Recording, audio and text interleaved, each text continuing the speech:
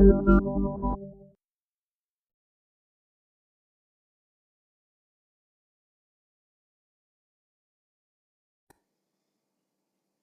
तथ्य महाभावोदयमणि श्री राधा बाबा नामक पुस्तक से लिया गया है और ये पूज्य राधा बाबा के पत्र हैं, जिसके पत्र संख्या है 212 और इसको लिखा गया था रतनगढ़ में 3 अगस्त 1941 को।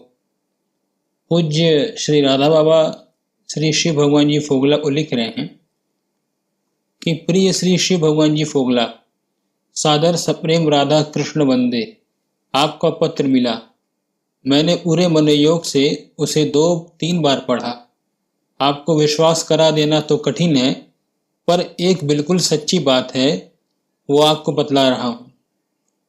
बहुत ही मर्म की बात है कि कैसे एक नाम लेने से ही मनुष्य तर जाता है।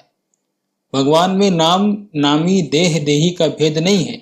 जो इस बात को मान लेता है उसको समझने का और समझाने का तरीका तो दूसरा है, पर जो ये नहीं मानता उसके लिए दूसरा तरीका है। अवश्य ही उसे शास्त्र एवं भगवत वचनों पर कुछ न कुछ विश्वास तो होगा ही, नहीं तो फिर नास्तिक को समझाना तो बड़ा ही कठिन है। भगवान कहते हैं गीता में, ये यथा माम प्रपद्यन्ते तथांस्तैव भजाम्यहम्। अब इसके अनेक अर्थ होते हैं।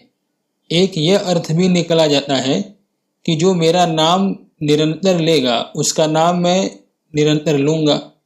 अच्छी बात है, नाथ मुझसे निरंतर नाम नहीं लिया जाता। मैंने जीवन में और जीवन भर में एक बार आपका नाम लिया है तो एक बार के बदले में आपने भी मेरा नाम लिया ही होगा। अब यदि यह प्रश्न होता है कि तुमने मन से नहीं लिया था, वाणी से यूं ही निकल गया था, तो ठीक है, आपने भी बदले में एक बार वाणी से ही मेरा नाम लिया तो होगा ही। पर नाथ, आप में मेरी तरह वाणी और मन का भेद तो है नहीं। भगवान की वाणी और मन एक हैं। आप मेरे नाम लेने के बदले में केवल वाणी से ही भी मेरा नाम लेते हैं तो मेरा निश्चय ही उद्धार हो जाएगा। अब असली बात भी यही है। जिस क्षण मेरे मुख से एक नाम निकलता है उसी क्षण भगवान की सारी कृपा हम पर अनायास से प्रकट हो जाती है। परंतु वह कृपा जब तक प्रकट नहीं होती तभी तक इधर उधर भटकना जारी रहता है। यदि किसी प्रकार भगवान या किसी सच्चे संत के प्रति सच्चे हृदय से अत्यंत कातर हो जाए तो उसी क्षण इस बात पर उसे विश्वास हो जाता है कि उसकी सारी अशांति मिट जाती है, परंतु यह प्रार्थना होती नहीं। हो तो देखिएगा, सचमुच भगवान इतने करुणामय हैं कि उनका हृदय इतनी जल्दी पिघल जाता है कि जगत में उसकी तुलना ही असंभव है।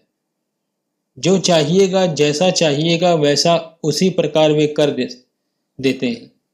यह नियम केवल लौकिक बातों में ही नहीं है, परमार्थ में भी यही नियम है।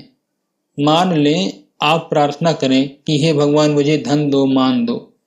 इस प्रार्थना को वे जैसे जल्दी जल्दी सुन सकते हैं, पूरी कर सकते हैं, वैसे ही उतनी ही जल्दी से जल्दी हे भगवान मेरा आप में दृढ़ विश्वास हो जाए, आप में मेरा प्रेम हो जाए, इस प्रार्थना को भी सुन सकते हैं, पूरी कर सकते हैं। पर धन के मांगने के समय तो आपका हृदय ठीक ठीक उस धन को भीतरी हृदय से मांगता है, और विश्वास प्रेम मांगते समय ऊपरी मन से मात्र नियम पूरा करता है। पूजा पर बैठकर यह भी एक नियम है, कर लेते हैं, पर सचमुच वह व्याकुलता नहीं होती है। अब लड़के की बीमारी को लेकर जैसी व्याकुलता थी, क्या उन लोगों में कोई भी उतना ही व्याकुल होकर यह चाहे कि हमारा मन भगवान में लग कर और भगवान में पूरा विश्वास हो? विश्वास की अपेक्षा भी हृदय की व्याकुलता की अधिक आवश्यकता है, क्योंकि व्याकुलता विश्वास करा देगी। अब उस लड़के की बीमारी में जो आदमी जो उपाय बतलाता था वही वे करते थे। विचार भी नहीं रहा था कि यह ठीक कहता था या झूठ। ऐसा इसीलिए था क्योंकि व्याकुलता थी। उसी प्रकार जिस दिन आप सच्चे मन से चाहने लगेंगे, व्याकुल हो जाएंगे कि हमारी वैसी स्थिति 1 घंटे ही रहकर क्यों छूट जाती है, क्यों नहीं निरंतर बनी रहती है, उसी दिन उसी क्षण भगवान सुन लेंगे।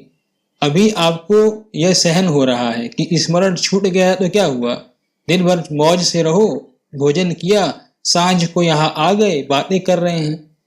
पर जब व्याकुलता होगी तब पागल किसी अवस्था होकर स्मरण की स्थिति छूटते ही उसी क्षण वहीं पर लाज शर्म छोड़कर आप रोने लगिएगा, और जब तक वह पुनः स्थिति नहीं हो जाएगी तब तक आपका रोना बंद नहीं होगा।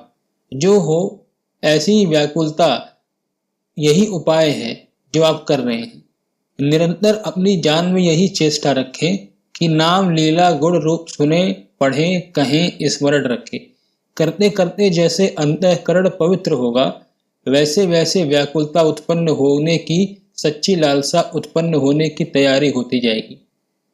जिस दिन पूर्ण रूप से वह भूमि तैयार हो जाएगी कि कोई सच्चा संत या स्वयं भगवान उसमें प्रेम के बीज बो देंगे, फिर वह उगेगा, बढ़ेगा, फूलेगा, फलेगा और निरंतर फूलना फलना ही रहेगा।